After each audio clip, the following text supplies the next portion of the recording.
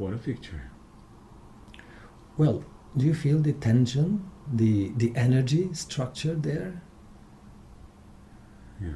A good symbol always describes something and speaks about something higher. Because definitely this is not a triangle. This is the totality of life, the totality of existence. In 3 steps. In 3 steps, and put into a very simple symbolic formula. Yeah. And when we are reminded and given the key for those 3 steps, we can step into another dimension. Correct. So this is the practical application of the symbol, the practical application of our existential triangle. Why?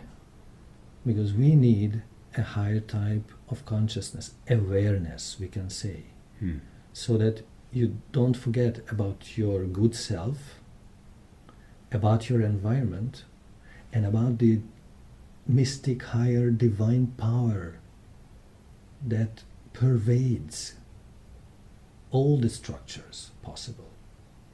Yeah. In case you might forget, just recall the existential triangle. Yeah. And you will remember. Yeah, that's perfect. Thank you. So maybe now we can elaborate on the 3 points, like starting from human.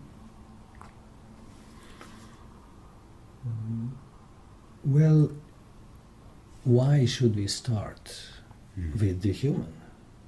Good point. This is a sweet point. Why us? Why me?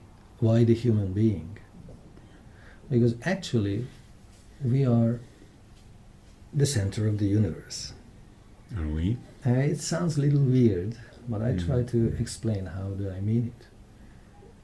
We have no other instrument of perceiving and conceiving life and existence than ourselves.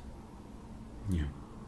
So our identity, our being, is our main instrument of any other observation, understanding, impression, whatever. Yeah. Like a measure? Yeah, just like it is mentioned in the ancient Greek vision, that human being is the measure of the universe. Yeah. And also in the ancient Indian tradition, the Vedas, there is very highly appreciated sacred literature, says that the starting point is yourself.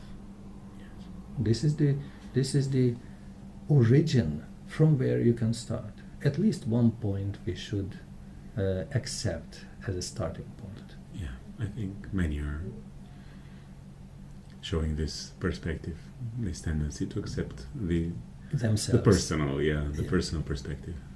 Okay. Which of course has its limitation if we misunderstand this.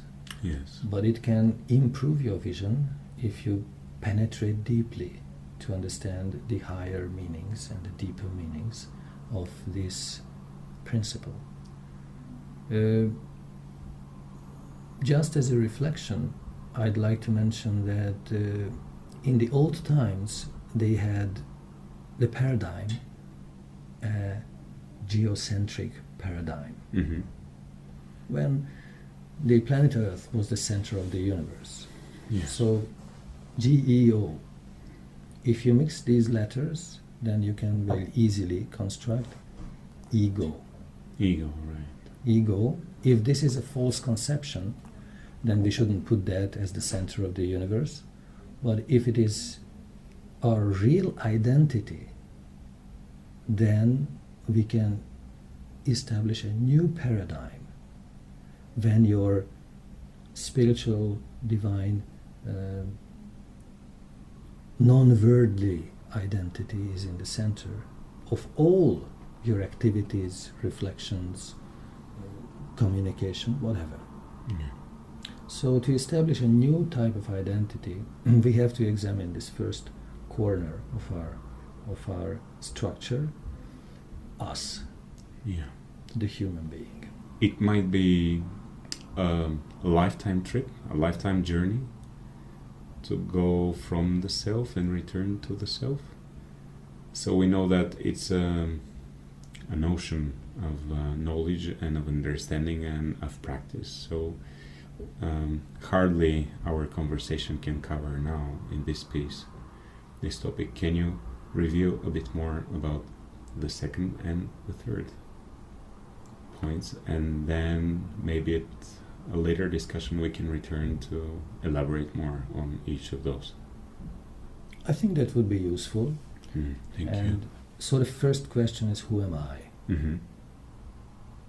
And the second question is, what is this all around?